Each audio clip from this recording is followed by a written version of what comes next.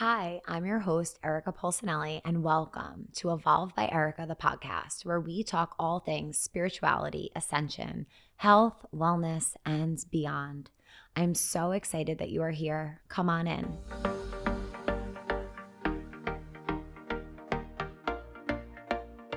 Hello, guys, and welcome. I'm so excited about this podcast guest. It is Megan Roup.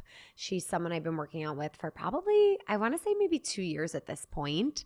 She has the Sculpt Society. She created the Sculpt Society, and it's, for me, the perfect blend of intensity yet intentional movement, and it gets me sweating, it gets me moving, it lifts my energy, and I just absolutely love her. I love her workouts, and I admire all of the work that she's doing on screen, off screen. She's just been an inspiration to me. So I'm so excited for you guys to join in the conversation. We're going to talk about her starting the Sculpt Society, the journey towards it, what has led her to her why, anything exciting that she's offering now through the Sculpt Society. And it's just jam-packed with so much inspiration. So I can't wait for you to listen, and I'll see you on the other side. Hello, I'm so excited to have you here, Megan. You have no idea. I've listened to any podcast that I could find you on because I've been so inspired by you. And I'm so grateful for you carving out this time and hanging out virtually today and going deep on all the things. Yeah, this is long overdue. So I'm so happy to be here, and thank you for having me. Thank you. I feel like first and foremost, I want to ask you how you're doing. You just had a baby. How long ago? It's been just 12 weeks. So it's like she's 3 months. Yeah. How are you doing? I feel like this is around the stage where I feel like with Harlow, my first, I started to kind of come out of that like postpartum haze. I've yet to experience that yet with Mercer. I feel like number 2 has been a whirlwind. I also had expectations that I think I had all of the systems and support set up from having, Harlow, and that number 2 would be like a little bit more simple. But for me, my experience number 2 has definitely been a little harder. And I think that goes also into having a small business and, all the craziness that goes into a startup. So, I'm taking it day by day. That's it. That's all we can do. I just want to thank you for the energy you bring every day, despite all that's going on at home, because you've been such an inspiration to me, and you have helped me find a movement and a workout that feels so good for my body, so good for my soul. I love a little bit of heat. I love intensity. I love to push myself. And with Sculpt Society, I really have experienced that like beautiful combination where you're like, I always visualize a rubber band where you're like stretching it just enough. You're not overdoing it where it's going to pop, and it's not too loose where you're not challenged. And I found that in what you've created through the Sculpt Society. I'm so grateful for it. Thank you. Movement and working out is such a personal choice. It's really, a preference. And I always say I'm not everyone's cup of tea, but if you are looking for just a fun approach that is efficient and quick and to me feels really good. I just love hearing that it resonates with you because it is such a personal way of moving your body. Yes, efficiency is like a theme for me. I don't know if you know about human design, but I'm a projector in human design, and it's all about being efficient. Do you know a little bit about human design? I don't, but I just got my, I might be, but isn't it your Enneagram? Oh, okay. Yes, that's different, but it also helps us to understand ourselves more. Yeah. And my mind was blown. So I do need to do so wild. Human design thing. I highly recommend you could go to My Human Design and just enter. It's called My Human Design. You enter your birth information. And once you start reading about it, you're like, oh my goodness, it's just wild how seen you feel. But with projector, which I am, it's all about efficiency and like getting the most bang for your buck, the most you can get done in like a short amount of time. That's really like a big theme for projectors. And I do feel that way with the workouts because even I told you this morning, I started with a Sculpt. I wasn't feeling 100 where I could do a 45-minute workout today, but the Sculpt, I know it's going to be shorter, but it's going to be packed and it's going to feel really good. And I was dripping sweat and it just felt amazing. Totally. Yeah. I feel like there's just such a misconception still within fitness that you need to be doing hours of exercise a day for it to be effective. And the truth is it couldn't be further from the truth. If it's well programmed, you can get such an efficient, effective workout in even 10 minutes. Yeah. I can do a really spicy 10-minute full body for you too. So I think it's just finding a workout, like you said, that can provide that. I have to give a shout out to the 6-minute dancing arms. If we're going to talk about like the shortest but most efficient workout, one of my favorites. And when I don't want to work out, what outfit I'm in? I believe you are. It's either purple or blue, and I think you're on your knees. It feels like it's one of the most introductory ones. Like you're really explaining the types of movements we're going to do. Yeah. And that was the first one I ever tried, and I was like blown away by it, and I keep coming back to it. It's one of the most popular videos. I understand. Like 600 videos. I can see why. It's incredible. I would love to hear about the start of the Sculpt Society, where your inspiration came from, where this idea was born, and just all of those things. Classical ballet. In high school, I was in the dance team. And then I ended up going to college for English. And I had picked this major out of thin air. I had really felt like I had leaned into academics in high school, and everybody was going to college, and I felt like that was the path for me. I needed to not pursue really my true passion in life, which was dance. And that freshman year of college was the darkest year of my life. And instead of really understanding why I was unhappy, I started to numb myself with obsessive thoughts around food and exercise, and really, unfortunately, developing just a negative relationship with my body and with food. And it wasn't until I really understood that I was unhappy because I wasn't pursuing my true passion, which was dance.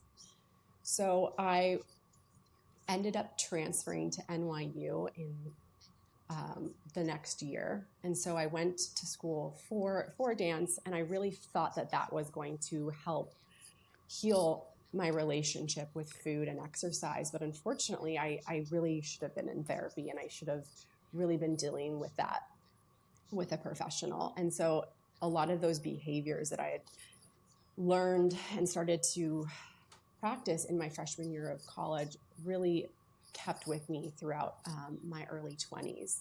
And it wasn't until I read a book called Women, Food, and God by Megan Roup, which is all about intuitive eating, that things started to sort of shift for me outside of this constant yo-yo dieting and binge eating cycle that I was on.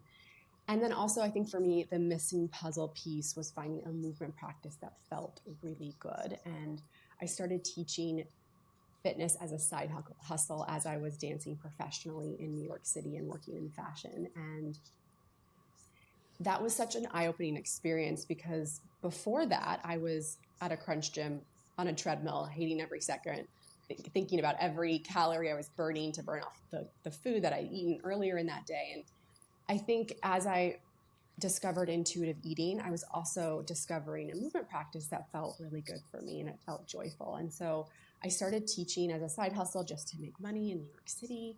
And all of a sudden, I was starting to connect with other women on a daily basis and getting to really show them how to feel more confident in their own bodies, in their own skin through movement. And that had been such a big part of my healing journey, to be able to connect with other women who were going through it just opened up my eyes to this other path that I didn't even realize I should be on, because dance was so like the number one, thing I was so focused on. And even though I had reached a certain level of success with my dance career, it was really the fitness component that started and really revealed itself to me.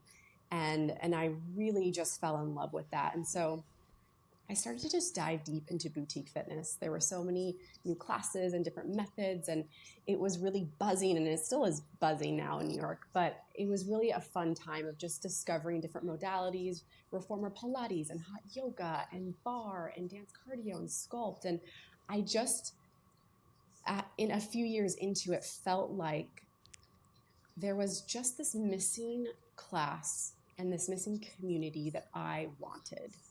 And I felt really called to create it. And that's really where the Sculpt Society came in. I really wanted a class that was under an hour, that combined different elements like reformer Pilates. So I brought in sliders into my workouts, the Pilates ball. You've got, dance cardio that's simplified. It's not overly complicated so that everyone at different levels could come in and feel successful, feel empowered, and then make a connection. Because to me, I had so many beautiful friendships come out of fitness and teaching, and I really wanted to cultivate that, whether it was inline or online or in real life. And so that's really where the center of the Sculpt Society came from, was really what I wanted out of a class, an experience, a community, and a method. And so the Sculpt Society was really born in New York City in 2017, and then I launched digital in November of 2019. Yeah. So exciting. I think it's so cool that we're in this space and anyone has the opportunity to just create and put into the world what they want to see in the world.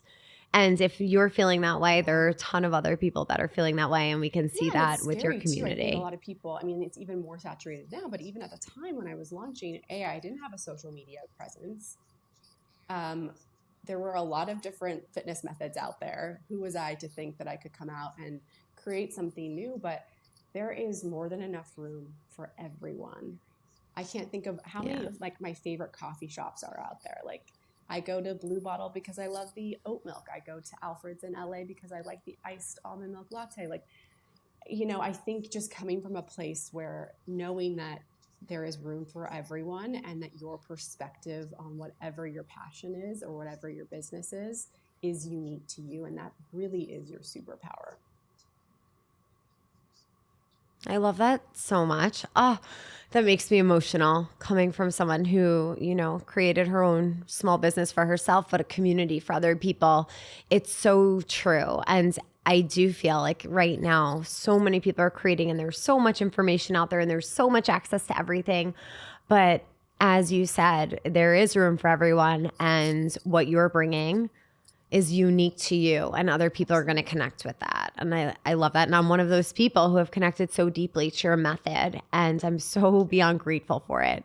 I went through a time where I was on the treadmill for 90 minutes watching the calories I burned in college, watching how many calories I was taking in. And as I started to heal my inner world, my inner self, movement became like, what is going to make me feel my strongest? What's going to make me feel my best? What's going to leave me with energy rather than depleting me?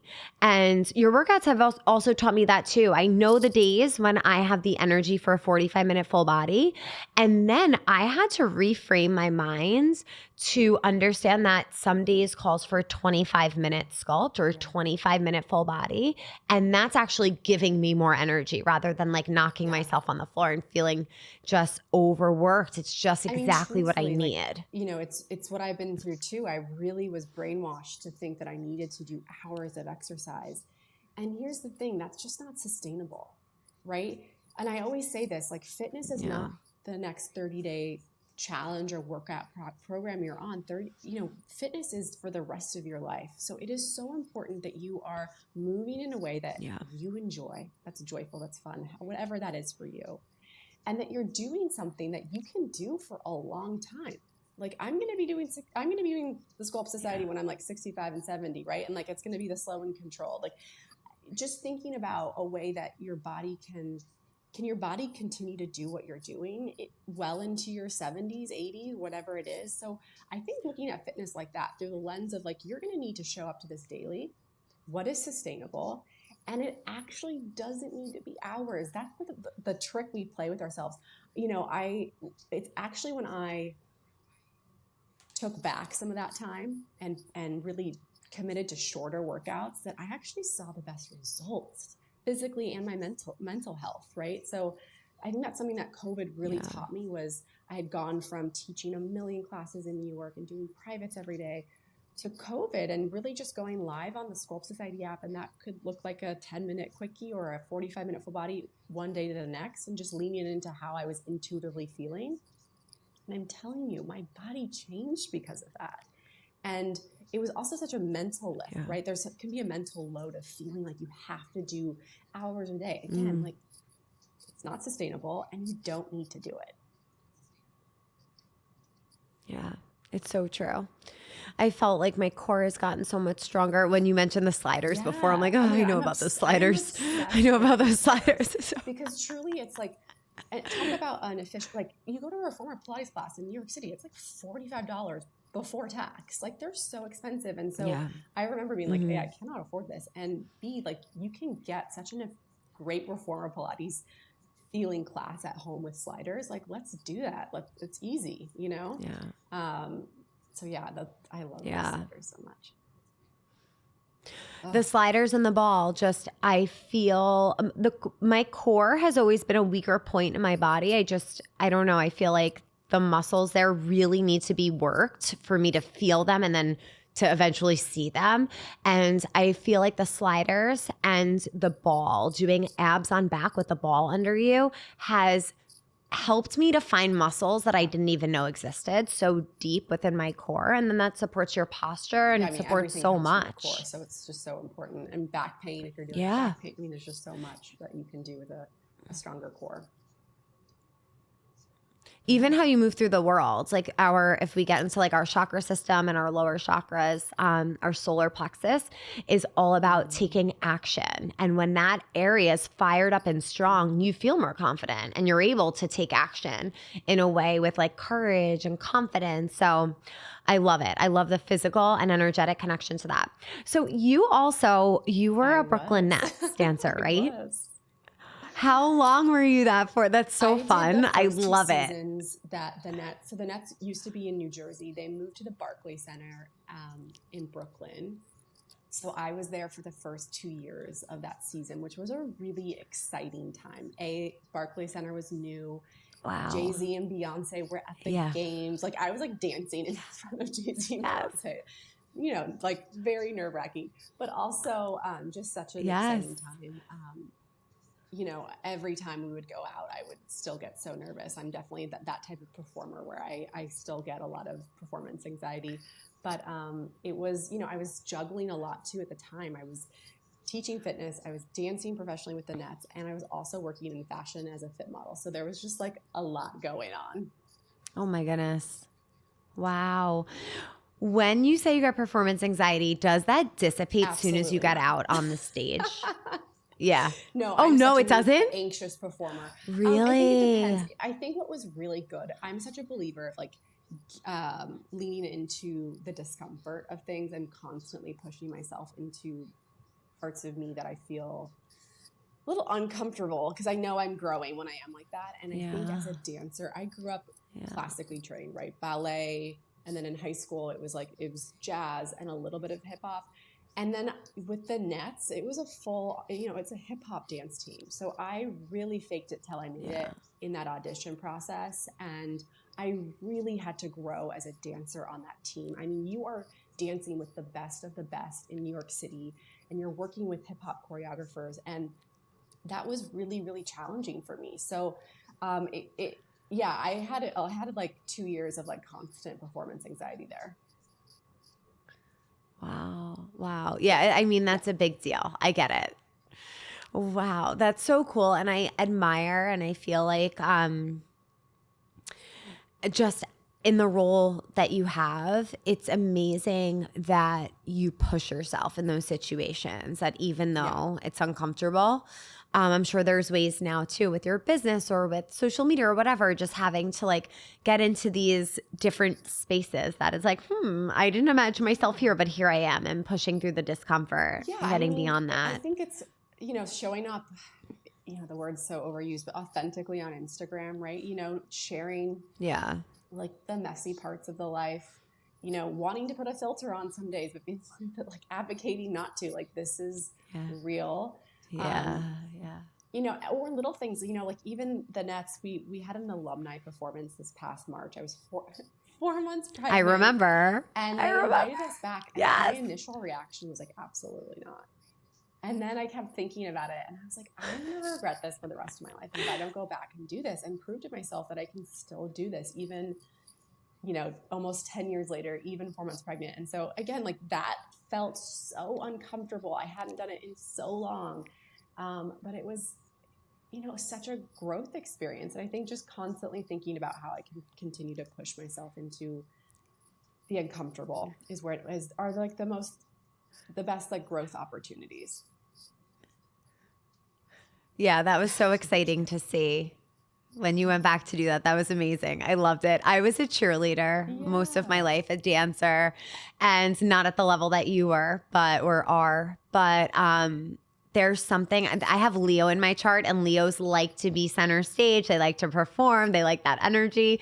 And there's something I miss so much about that. So like hearing these stories, just like lighting that part up in me. I'm like, oh, I wish I had the opportunity still to move in that way. Why the Sculpt Society resonates with you, right? If you grew up in any way as a dancer, right, moving to the beat of the music, there's something very fluid about the method, and it feels right, like you're doing dance cardio. It's simplified, but it feels like you're getting to kind of perform a little bit again. And I think if you grew up in any way doing that, like it's important to kind of tap back into that a little.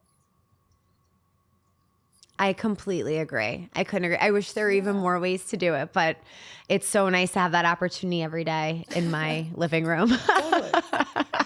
No one watching, just me. I would love to hear all about what life is like at home, doing this work, running your company, being a mother, your husband working alongside you. Like I love it all. I love watching it from afar, and I would love to hear all of the juicy details from the inside. I mean, the truth is, like, we are still figuring it out. Like it's a lot, I don't even know where to begin. Like it's just a lot. It's, we work from home. We have 2 kids. It requires a lot of like calendars and check-ins and communication. And I think when you work with your partner too, it's really being able to understand how they communicate in a work setting versus when you're not in a work setting. I think for us, we're trying to figure out how to create more boundaries at home with work, right? Because my husband I'm in his office right now. I work from the kitchen table.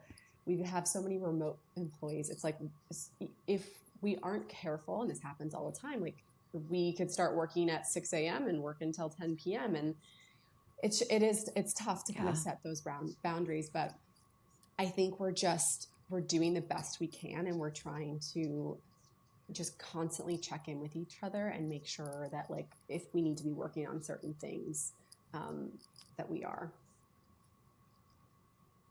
Yeah, it's amazing. When did he decide, or when did you decide, or you both decided that he was going to work with you? I was the only employee for the first 2 years of the business, and Morgan's always been a sounding board for me, of course, right? Like I love my work. I come home, I talk about it with him, we ideate. But I don't think it really became clear until the pandemic hit, when I was in front of I suddenly became the video editor, the lighting director, the on-camera talent, the customer service employee. I was talking to my factory overseas, dealing with custom. I mean, just every job you can imagine, I was doing. And so as I was drowning, Morgan started to really help me out on nights and weekends, in between his full-time job is in medical device sales. So he just started to help me then. And then as the business continued to grow throughout COVID, it became clear I needed help and I needed to hire help. And he was already doing so much and really had more of that corporate experience. And so, it kind of just became a no-brainer. And so he came on. It's amazing. I think like February of 2021. And he's my COO. Yeah. That's incredible. I admire all of the work you do behind the scenes. Thank you. As you may know, I teach meditation, and it's one thing to teach, and then it's another thing to figure out the technology and the lighting and the camera and the the audio and all of that, and I see you. Like I literally see you on your stories, moving the lights, setting up the lights, getting the mixer, all of it. And it's really admirable because it's a lot of moving parts and you're doing so much of it on your own. And it's incredible to watch, I truly. think so much a part of business and being, striving for success. And I think this is what dance really taught me. Is really just the tenacity behind it, right? Like I was not the best dancer in the room, but I kept coming back. Everything I did with dance, I had to audition multiple times. I was told no over and over again, but I kept coming back. And I think that's the same thing with work. It's like, I can figure it out. You just have to continue to show up, do the work, and you can figure it out. So much of what we do, you can Google. You can teach yourself off of YouTube. Like, it's just continuing to learn and continuing to show up and continuing to put in the hard work. And it's not for everyone either, right? Like also entrepreneurship, not for everyone. Yeah. It's hard. There are a lot of days where I'm like, am I making the right decision? But for me, just continuing to show up every day and just putting in that hard work. For me, it's like the driving force is the community. Whenever I have those bad days, I think about the community and I think about the amazing women who are showing up and working out with me. Do you still edit your own videos? I need to know. I'm a control freak. No, I would say about 85% of the videos I now outsource to edit. It's amazing. But I still edit. I still like to edit my videos. So.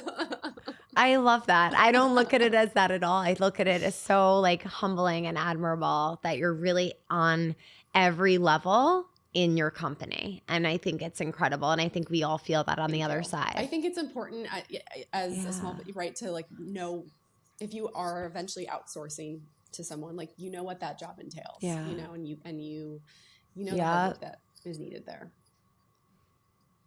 Absolutely.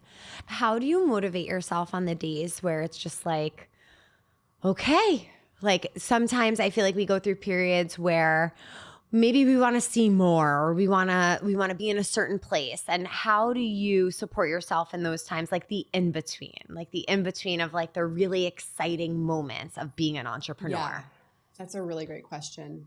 I think your why around your business needs to be so strong, and the fire underneath that why that is why I show up. I think, there's a lot of limbo in business. There's a lot of hard work that people don't see. And I think there's so much unglamorous parts of the business. But if your why isn't super solid and you are not 100% behind it, those limbo periods are really going to destroy you. So I think it's just, I am so committed to what I'm doing at the Sculpt Society and really pushing, I think, the experience I want women to have around fitness, the relationship I want them to have with their bodies, with movement. I am so committed to creating that positive experience with the Sculpt Society that it's not hard to motivate me in those limbo periods. I love that. Do you find yourself coming back to that, reminding yourself of it? Or is it just really all the time? Okay, I think it's like, it's also, it's a muscle you use to flex, just like working out, right? It's like, it's showing up to do the work and knowing that work, even if no one's going to see it, is going to impact maybe one person who's showing up to work out with me. Like that makes a difference. I think it's just getting super clear on that for people. And I know for me, that's been really helpful because tons of limbo periods in business. Yeah.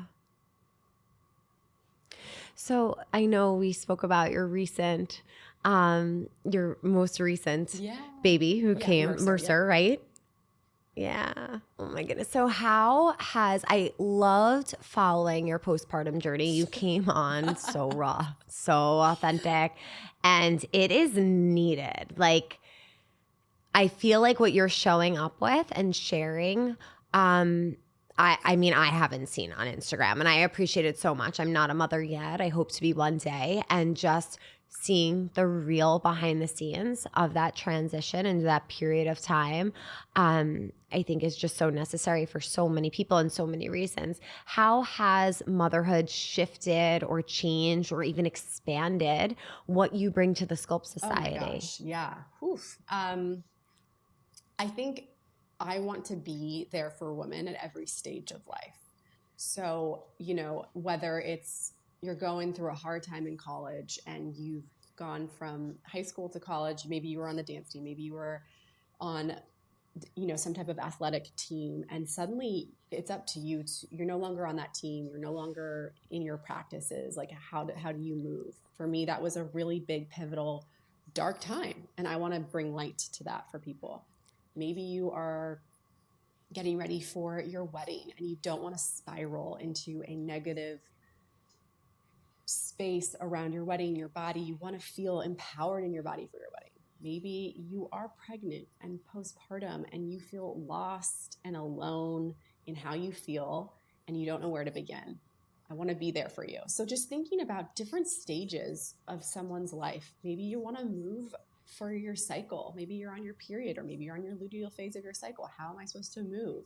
So creating programs to support women at every stage of life is so important to me. And I think, like you said, that one of the biggest parts of a woman's life is when they are in that prenatal stage, they're pregnant. It can feel very overwhelming on what to do. How can I safely move through this? Yeah. And I really wanted to create a very robust pre and postnatal program where women could come, feel safe, feel supported, have open conversations with other women who are going through it, conversations with myself about body image and all the changes that are coming on, talk about the pelvic floor, and the same with postpartum. I think I filmed all of those videos when I was going through it myself. And I know in postpartum, it's such a vulnerable time for your body. It's gone through such a big shift. And to see another woman's body in that postpartum journey with you and showing up and being like, you're tired, I'm tired, we're going to move together, we're going to feel so good. And to know that you're not doing it alone. That was just all such a big motivation for me and has really expanded, I just think, how I am now approaching programming and really speaking to women about fitness. It's incredible. And it's true. You really do offer a program for each stage of life. Yeah. And it's incredible. So are you doing specific workouts for cycle syncing? I saw your Instagram that's like sharing more about what would work for each phase. Is that offered through the app as well? So we have a new program called Sculpt and Sync. Move through each phase of your cycle. I love it. What's so great is like we already have these categories of classes, like hundreds of workouts. We're just showing you if you're in your menstrual phase of your cycle. Here are the types of categories we would have you do, and we give you examples. Love that. And same for each phase. We have really great. We talk to different doctors to get educational content about each phase, so that you actually know what's happening in your body, why you're feeling energetically a certain way. And to lean in. And again, I think I've been intuitively doing that for years. I think just kind of checking in with myself. What do I feel like today? But I think it's really nice to have that in a program if you're looking for more specific guidance. It's amazing how much we're learning just in this age of information we're living in, and how much information we now have access to that's so available to us, and that we haven't known all of this before. Like, what is our body doing exactly during ovulation, or what is it doing in each phase? And then being able to work with that, because then we're working less against ourselves and more with ourselves and truly in flow with ourselves. I really have to check that out. I love that. And it's been something I've been wanting to explore. It's under our life stages category, like in the program. So we have a whole life stage section, and you'll find it there. Cute. I love that. Amazing. So what does a normal day in the life look like? I know it's probably different every single day, but can you give us like an idea of any routines that you have that are like your staple, and kind of a flow of your day? I'm a big morning routine person. So I think since having kids, first of all, I'm not a morning person. Like every time my alarm goes off, it's painful for me. But I really now try to get up an hour before my kids get up, which is usually at 6 a.m. and just carving out that time in the morning for myself. I get up, I have my water with lemon, I have my French press coffee, I take a moment. I unfortunately do scroll on my phone. That's something I am working on not doing. And then I get in a little bit of movement for myself if I'm not going live that day. If I am going live that day, then I'll do a little journaling and some guided meditation. And then we get our kids up at 7. Mercer's like just sleeping through the night now. So let's just pretend when people hear this, she already is sleeping through the night. So 7 a.m., we usually get everybody up. We have bottle time. We read books with them. We sing songs. And then we have an amazing babysitter that comes over in the morning. And then I go into work mode. So say that day I had a live workout. I am prepping for that live, reviewing the content I have already programmed, just going over everything. I'm setting up the lights, the mic, the DJ mixer. I'm testing everything. I'll go live. After the live, I always have a coffee chat with my community. We talk on that live, which is really a great, just like connecting moment before we go into the rest of the day. And then I'm usually I'm going to be working on not doing this so much, but back-to-back Zoom calls. So Monday mornings, we always have like a team marketing call where we kind of review everything that we have for the week. Today, I had this podcast recording. Sometimes I'll have a different interview. And then usually in the afternoons, it's dedicated to emails, getting back to everyone, and then carving out time to really create content, whether that's for Instagram, TikTok, YouTube, or it's maybe a paid partnership. I'm always trying to film stories throughout the day. And I'm trying to think what else. She's kind of a hodgepodge of everything. Yeah. What has been your most exciting way to market or share the Sculpt Society? Ooh, I love that. It's really been fun for me to play around with TikTok the last year. I don't know that I have like as strong of a community on TikTok, but I think I can play around a little bit more freely on TikTok and see what works. And if it's working on TikTok, I know it'll work on Instagram because my community is really, really there. So it's been fun to like kind of have a test playground on TikTok and kind of throw up something and see if it works. Talking to the camera a little bit more has been something I've been trying to do a little bit more with on TikTok. But I find marketing I love marketing. I love trying to figure out maybe what ad creatives from like an acquisition channel like are working and how we can tweak it to make it better and what's working for an ad and what's not working for an ad. That type of thing. Like I think it's just fascinating. It's really like unlocking the human brain and like what makes someone click on something. Totally. I'm not a huge TikTok person. I'm trying to get more into it, but my nature is like just to be on Instagram just because that's how it has been for so many years. But I recently came across your TikTok. Like I literally might follow 5 people on TikTok. I'm not kidding. I follow like no one. I'm just not on there enough. But I came across your TikTok and I loved it. And so much of the content there wasn't on Instagram. I was like missing out on all this. And I was loving it. Yeah. I definitely... Yes, I'm trying to do, I'd like to just see kind of what works on TikTok first, and then I bring it over to Instagram. So you'll probably see some older videos that will come over. But I don't know if you saw that, like that old AOL sound that was like, yes. I don't even know how to say it. But that was... Yes, I think I did. That was a postpartum TikTok that did really well. And then I was like, I normally would never have done that on Instagram. But I was like, oh, it did well on TikTok. Let's see if my audience likes it. And people loved it. So yeah, it's been fun. It's so fun. I love it. And I think a lot of it is finding fun ways to get your message across. And that's how I feel too. It's like, how can I have fun? Because when we have fun, that's felt. Yes. That's felt by everyone else who's watching and consuming the content, and it's inspiring. Yes. And you know, talk about things I'm trying to work on. Like when I'm in work mode, I can be very serious, but there's such a big part of me that's fun and silly and playful. And I'm trying to really remind myself that I can bring that into my work life too. And that even with my Instagram and like my social, it can feel a little lighter. Sometimes I'm like all about the metrics and like what's performing well and how we do more of that. And, kind of just taking, it doesn't have to be so serious. It's just a video and we're having fun. I'm thinking about the video that you posted to your story. You were filming with someone, I forgot who, in your kitchen, and you just like busted out laughing. And I'm like, I need the audio to this. I need to know what was going on, because I can tell like you were genuinely hysterically laughing. Well, that's what's fun. Doing whatever TikTok you were doing. It was, we were like we were like talking about our coffee orders, and like it was like one of those times where you're like laughing so hard that you're crying, because we had literally tried to repeat it like 20 times, and I was just like, this is so ridiculous.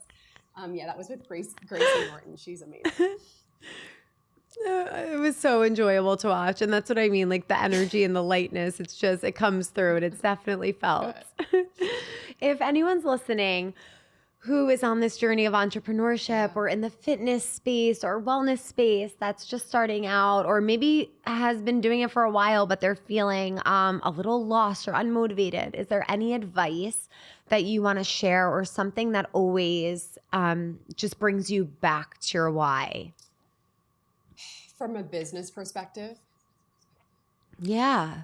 Reminding yourself that people support people, not necessarily businesses. And that's, I think, bringing your own personality into your business. It might be uncomfortable, but really making sure you are there as the business owner, and whether that's your personality or your perspective on what you are doing. I think at the end of the day, people want to support people, not necessarily businesses. And that is something I always remind myself and lean into, even as an introvert, sometimes not wanting to talk to the camera. It's important that I am communicating with my community. There is a direct line on social media that I can talk to them, get their feedback, and making sure that I'm creating content for them and what they're asking for. Yeah. Thank you so much for this. Like, I really appreciate your time. Of course. I appreciate you so much, and everything that you put out, everything you're doing on screen, off screen. I see it, I honor it, and I'm so appreciative. Truly. You're so sweet. That's so kind of you. And thank you for having me. Oh my gosh. Of course. Where can everyone find you? Yes. Come say hi on social. I'm at Megan Roup and at the Sculpt Society on all platforms. And then if you're interested in the Sculpt Society, we have a 7-day free trial on our website, which is thesculptsociety.com. I highly recommend. Thank you so much, Megan. I really appreciate it. Thank you. I hope you guys enjoy the conversation as much as I did. Megan is just such a special, sweet, gentle soul. And she's also like this mastermind and super powerhouse of energy at the same time. So if you're guided to, you can check her out at Megan Roup, or her workouts at the Sculpt Society if you're guided to try the workouts out. I personally love the 30-minute sculpts. When I have a ton of energy, I'm doing the 45-minute full bodies. And if I have very little energy, but I want to move and I want it to be as efficient as possible, I'm going to do one of her quickie workouts. So you could go ahead and check that out. And as always, thank you so much for being here. Thank you for joining me. And if you are new here, I thank you for being here. If you enjoyed this episode, you can feel free to check out the other episodes I have. You could feel free to rate and review this episode, or maybe even share it with a friend. All of that means so much to us here at Evolve by Erica, the podcast. Thank you for being here, and I'll see you next time.